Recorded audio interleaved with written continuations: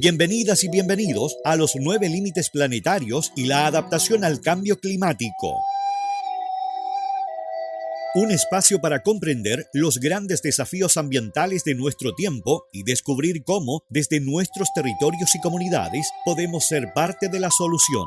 El cambio climático ya no es una realidad lejana. Está presente en nuestros ecosistemas, en el agua, en la biodiversidad y en la forma en que vivimos. Durante esta serie de capítulos conoceremos qué son los 9 límites planetarios, por qué son fundamentales para el equilibrio de la vida y qué acciones concretas podemos impulsar para fortalecer nuestra capacidad de adaptación. Les invitamos a reflexionar, aprender y construir juntos un futuro más sostenible para nuestras comunidades. Comienza ahora los 9 límites planetarios y la adaptación al cambio climático, aquí en Radio Doña Bárbara FM.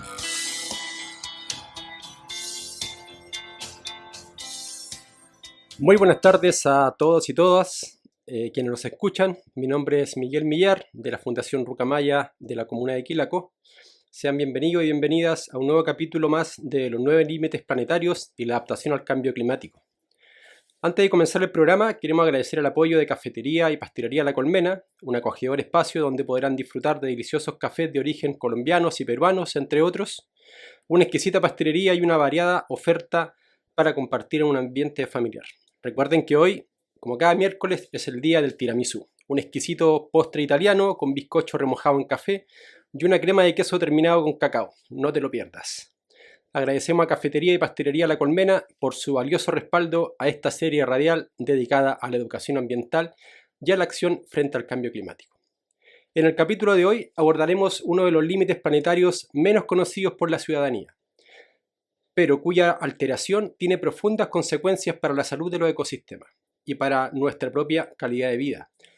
Los flujos bioquímicos, o también llamados ciclos biogeoquímicos.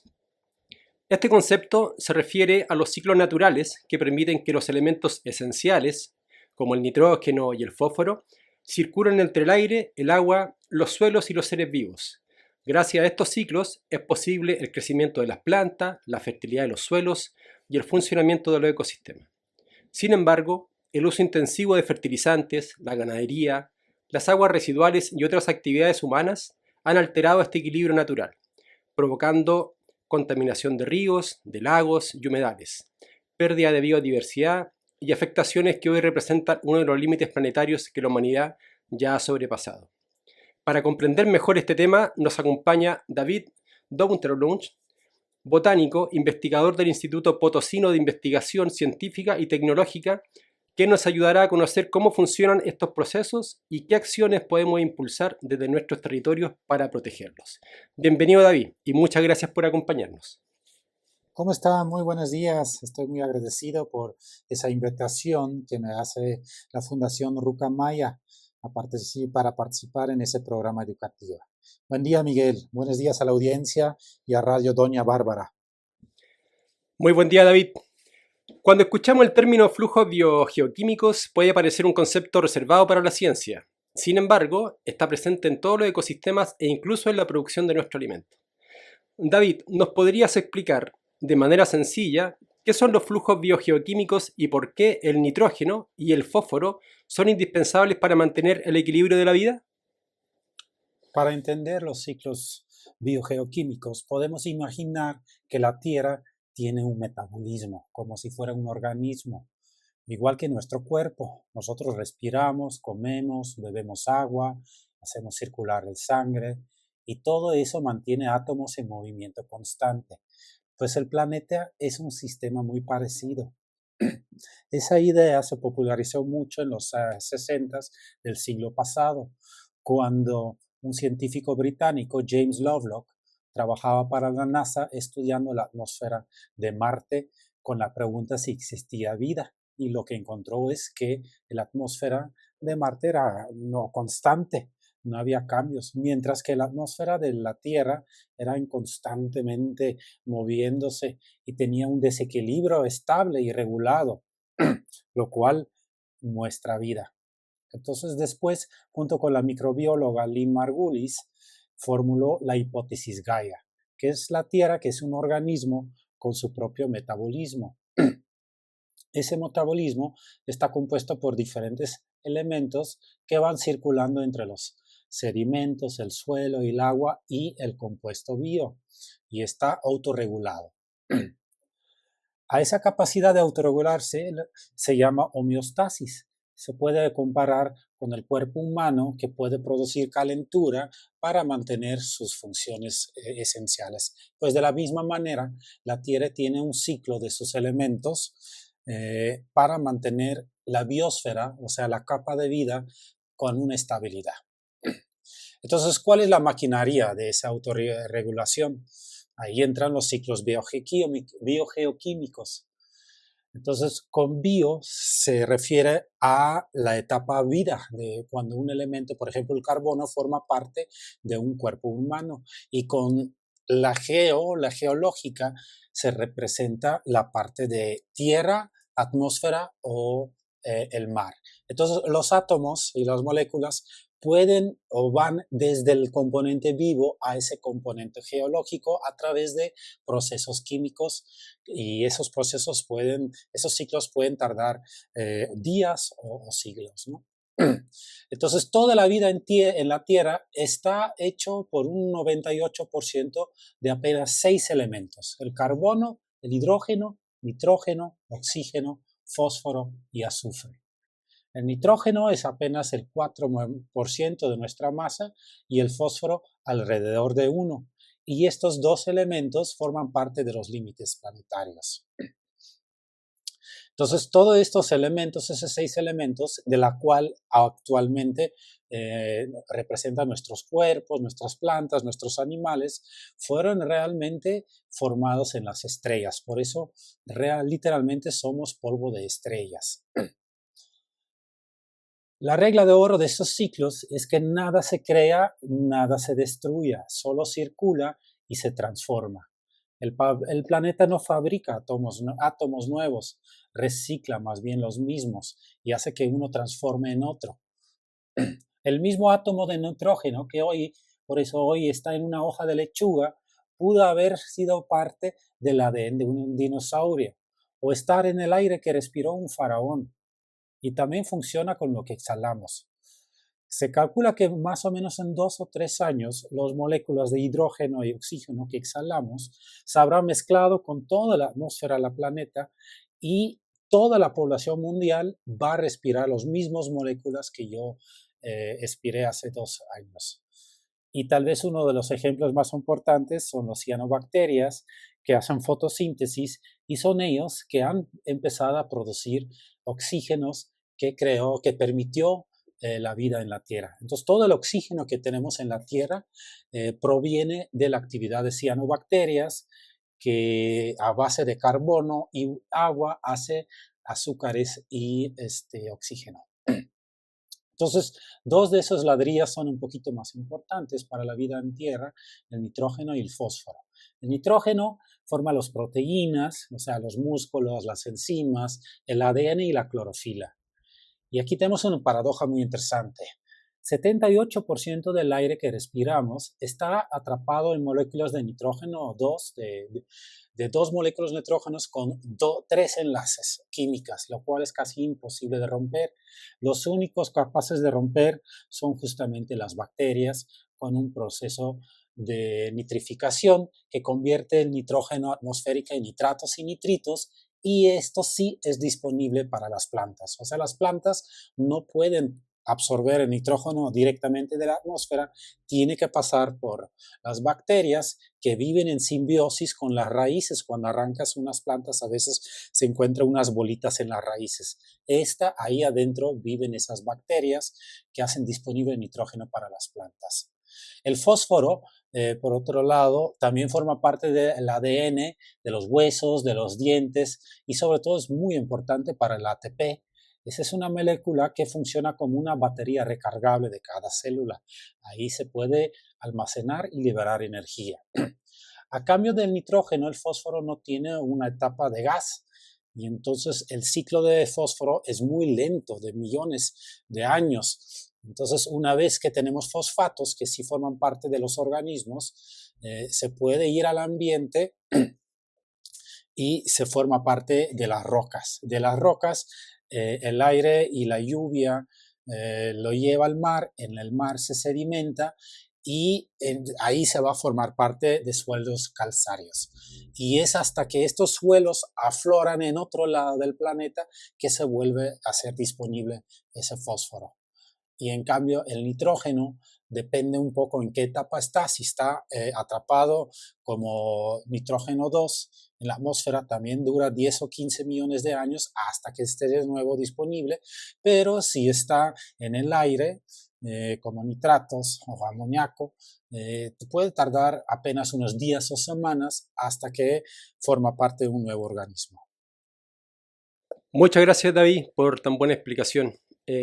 Ahora bien, entendiendo que la Tierra y sus componentes biológicos, químicos y físicos interactúan como un único sistema autorregulado, quisiera preguntarte lo siguiente. ¿Qué prácticas están alterando estos ciclos naturales y cuáles son las principales consecuencias para los ríos, para los humedales, los bosques, suelos y para la biodiversidad? ¿Cómo terminan impactando también en la salud y el bienestar de las personas? Para entender lo que estamos alterando, primero sirve saber qué es lo que había. Un equilibrio que costó millones de años para construirse. La cantidad de átomos del planeta es fija desde que el planeta se originó hace 4.500 millones de años atrás. No llegan nuevos átomos ni desaparecen, solamente está la transformación de uno al otro y la circulación. Y sobre esa baraja fija de elementos, la vida, que apareció 3.500 millones de años atrás, fue tejiendo un equilibrio dinámico. Las proporciones relativas de carbono, nitrógeno, fósforo y los demás se mantuvieron dentro de ciertos rangos. Es decir, el planeta actúa como un organismo autorregulado, la hipótesis de Gaia. Es más, la propia vida es quien creó realmente esta biosfera. A través de la fotosíntesis de cianobacterias en el mar, se creó el oxígeno que hizo posible la evolución de la vida biológica en esa tierra. Un ejemplo notorio de ese equilibrio es la relación de Redfield. En esa relación se descubrió que tanto el agua marina como el fitoplancton marina que flota en ella comparte las mismas proporciones atómicas. Por cada 106 átomos de carbono existe 16 de nitrógeno y 1 de fósforo. Y de ahí sale una idea central. Como el fósforo es el más escaso de la receta, funciona como el elemento limitante o el freno natural que marca hasta dónde puede crecer la vida.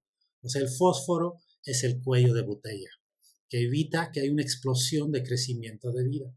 Por esa razón, el exceso de nitrógeno y fósforo en el ambiente es un límite planetario, ya que ese frena el crecimiento, pone el tope máximo y esos frenos naturales es justamente lo que la humanidad está alterando con sus actividades. ¿Y cómo alteramos esos equilibrios? Pues estamos interviniendo directamente en los ciclos.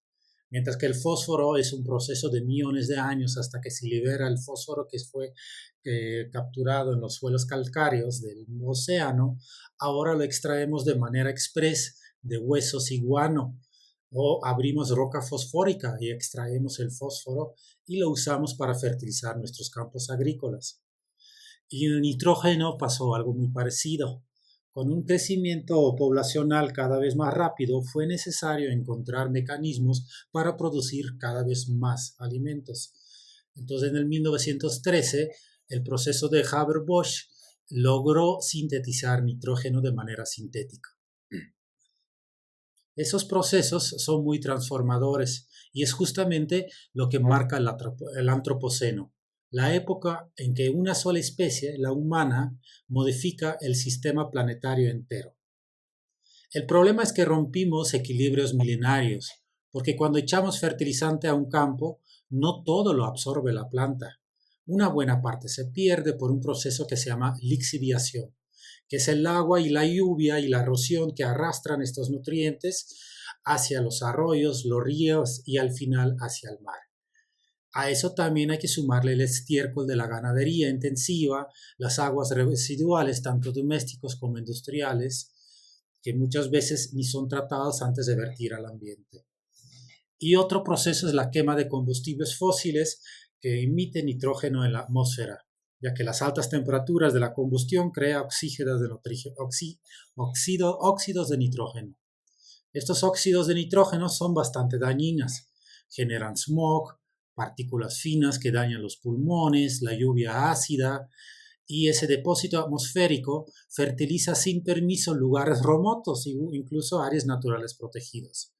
Peor aún, parte de esto se convierte en óxido nitroso, un gas de efecto invernadero casi 300 veces más potente que el carbono, que permanece a más de un siglo en la atmósfera y encima daña la capa de ozono.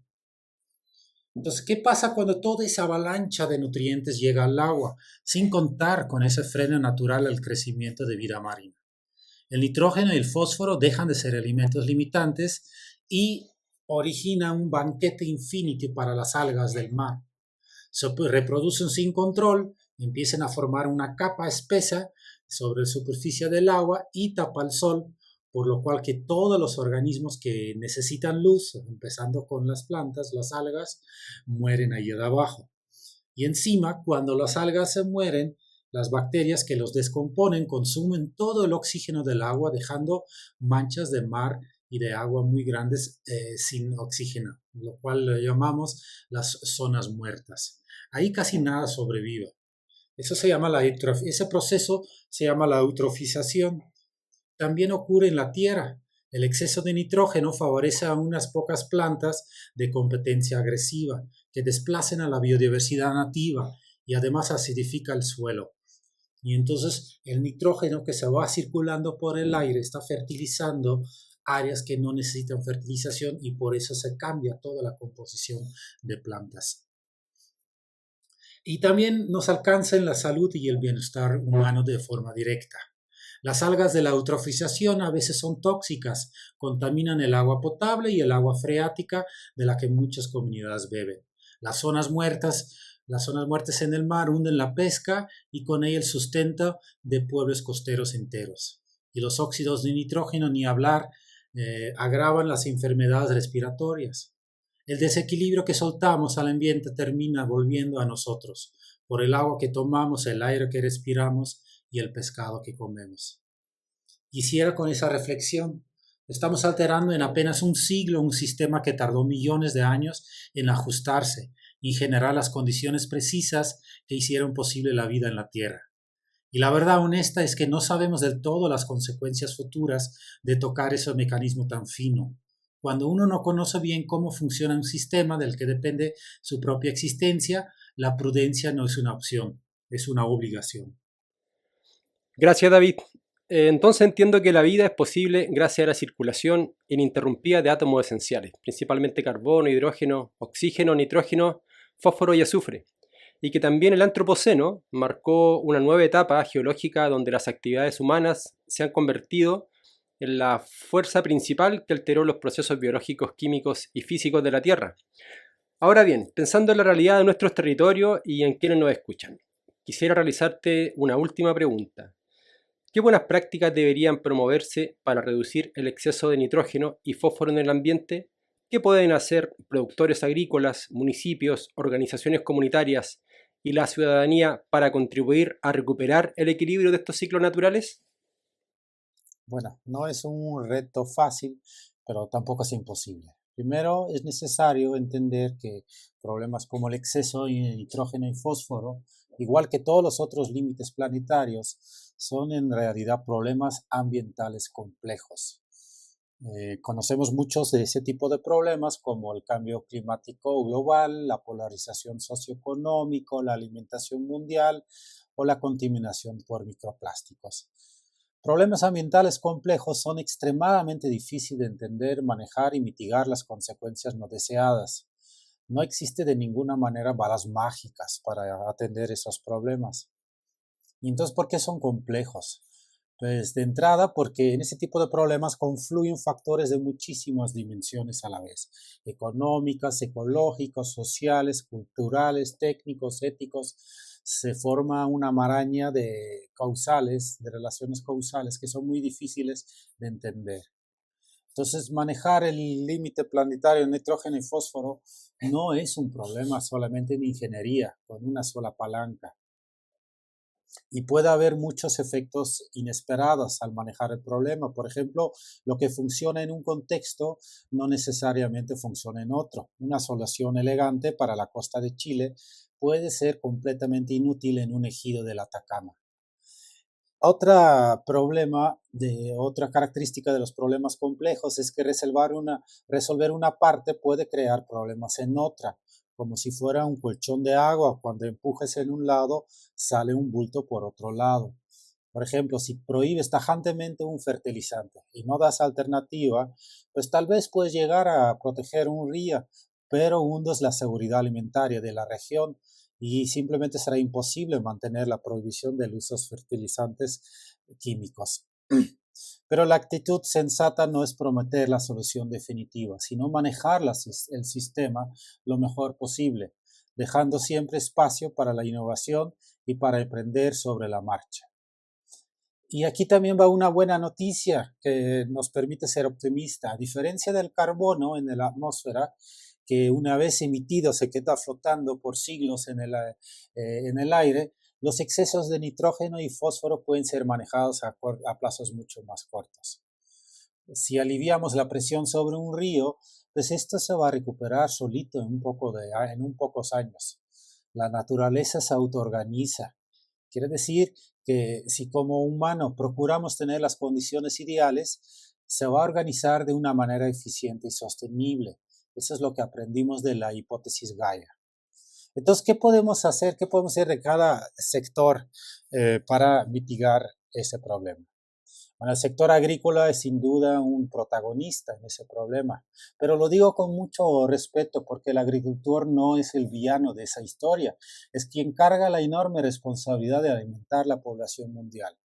Entonces, la meta no puede ser producir y fertilizar menos, sino fertilizar mejor y de manera sustentable, mediante usar la fuente, dosis, momento y lugar correcto de la fertilización. Se puede fertilizar mucho más cercano de las raíces de las plantas para que una proporción mayor se absorbe. Así también el productor gasta menos y contamina menos. Es una situación win-win, tanto para el productor como para el río. Y más allá de esto, también están las prácticas agroecológicas, que apuntan a agricultura mucho más sustentable, más alineado con los límites planetarios. Por ejemplo, las rotaciones agroecológicas, donde se usan leguminosas que usan los procesos naturales de fijar nitrógeno en el suelo. Así se necesita mucho menos fertilizante químico. Y hay miles de otras técnicas, por ejemplo, dejar zonas de amortiguamiento, que son franjas de vegetación que separan los campos con los arroyos. Y esa vegetación lo que va a hacer es absorber el nitrógeno antes de que sea expulsado al ambiente y al agua. Otro actor muy importante, sin duda, son los gobiernos municipales, federales, estatales, o sea, las políticas públicas, porque las ciudades también aporten su parte del problema. La medida central es contar con plantas de tratamiento de aguas residuales. Y aquí hay una oportunidad muy preciosa. Con la tecnología de hoy se puede reusar ese nitrógeno y fósforo que hoy se va a las aguas residuales y al ambiente. Entonces se puede recuperar y reutilizarlo como fertilizante en la agricultura. Esa estrategia es muy elegante y eficiente. Por un lado, los ríos se asfixian por exceso de fósforo y por otro, las minas de fósforo se están agotando. La solución es entonces cerrar el ciclo, recuperar el que ya tenemos en vez de tirarlo al ambiente. Es trabajar con los elementos que de por sí andan circulando en el ambiente en lugar de sintetizar aún más nitrógeno y fósforo sintético. A ese se llama la economía circular de los nutrientes y se puede sumar planes públicos de manejo y controlar la fertilización agrícola que dan reglas claras y acompañamiento a los productores. Es importante atacar el problema desde diferentes ángulos al mismo tiempo. Pero tal vez el actor más importante de todos nosotros somos nosotros mismos, la sociedad en general, porque también desde casa se decide mucho, sobre todo a través de estilos de vida más sostenibles. Más de una tercera parte del alimento producido con fertilizantes químicos no se aprovecha, pero es desechada. Entonces es absurdo primero sintetizar fertilizantes, meterlo en el ambiente para alimento que nunca se ha consumido. También podemos apoyar con nuestras compras, dirigirlo más hacia una agricultura orgánica y agroecológica y para que elegimos cada vez más cómo comer. Y a través de esto votar por un modelo económico y un modelo de producción agrícola. Podemos, por ejemplo, comer menos carne porque la producción de carne es la que más nitrógeno, fósforo exige. Son decisiones cotidianas al alcance de cualquiera que sumadas tienen un peso enorme. Bueno, quiero cerrar que la lección de fondo es que en un planeta donde todo está conectado no hay soluciones aisladas, pero tampoco hay actos inútiles. El equilibrio de esos ciclos no se recupera con una sola persona, ni con una sola acción, sino con la alianza entre el agricultor, el alcalde, la maestra y hasta el ama de casa, todos remando en la misma dirección. Si podemos romper el equilibrio entre todos, también lo podemos recuperar. La naturaleza, si le damos la oportunidad, se autoorganiza solita. Muchas gracias, David, por todas las recomendaciones y tu llamado a la reflexión también. Mientras hablabas, leía sobre la hipótesis Gaia. Muy interesante. Gracias por acompañarnos, David, en este interesante capítulo. Ha sido muy educativa e importante tu participación. Muchas gracias. Pues muchas gracias por esa oportunidad de participar en esa serie radial. Muchas gracias a la Fundación Ruca Maya, a Radio Doña Bárbara, a la audiencia y a Miguel en el estudio. Gracias a ti, David. Nos quedamos entonces con estas reflexiones. Los flujos biogeoquímicos nos muestran que la naturaleza funciona como un gran sistema interconectado. Cuando alteramos el equilibrio de nutrientes esenciales como el nitrógeno y el fósforo, las consecuencias no solo afectan a los ecosistemas, sino también al agua que consumimos, a los alimentos que producimos y a nuestra calidad de vida. Comprender este límite planetario nos invita a reflexionar sobre la importancia de producir de manera más responsable, proteger nuestros suelos y cuerpos de agua, y promover prácticas que respeten la capacidad de regeneración de la naturaleza. La adaptación al cambio climático también comienza restaurando los procesos naturales que sostienen la vida. Cada acción que contribuye a mantener el equilibrio de nuestro ecosistema fortalece la resiliencia de los territorios y el bienestar de las generaciones presentes y futuras. Antes de despedirnos, queremos agradecer y expresar nuestro especial agradecimiento a Cafetería y Pastelería La Colmena por apoyar este espacio de conversación y educación ambiental. Muchas gracias a Cafetería y Pastelería La Colmena por ser parte de esta iniciativa que promueve el cuidado de la naturaleza, la construcción de comunidades más conscientes y sostenibles. Los esperamos en un próximo capítulo de los 9 límites planetarios y la adaptación al cambio climático. En nuestro siguiente capítulo hablaremos sobre la acidificación de los océanos. Muy buenas tardes y muchas gracias por su sintonía. Hemos llegado al final de este capítulo de Los 9 límites planetarios y la adaptación al cambio climático. Esperamos que los contenidos compartidos hoy nos ayuden a comprender mejor los desafíos ambientales que enfrentamos y, sobre todo, a reconocer que la adaptación al cambio climático comienza en nuestros territorios, en nuestras comunidades y en las decisiones que tomamos cada día. Les invitamos a seguir esta conversación en sus hogares, junto a sus familias, vecinos, organizaciones y comunidades educativas, porque construir un futuro más sostenible requiere del compromiso y la participación de todas y todos. Les esperamos en un próximo capítulo, donde continuaremos profundizando en uno de los límites planetarios y en las acciones que podemos impulsar para fortalecer nuestra capacidad de adaptación frente a la crisis climática. La adaptación comienza en los territorios y el futuro se construye con las decisiones que tomamos hoy. Gracias por acompañarnos. Que tengan una excelente jornada y hasta nuestro próximo encuentro en Radio Doña Bárbara.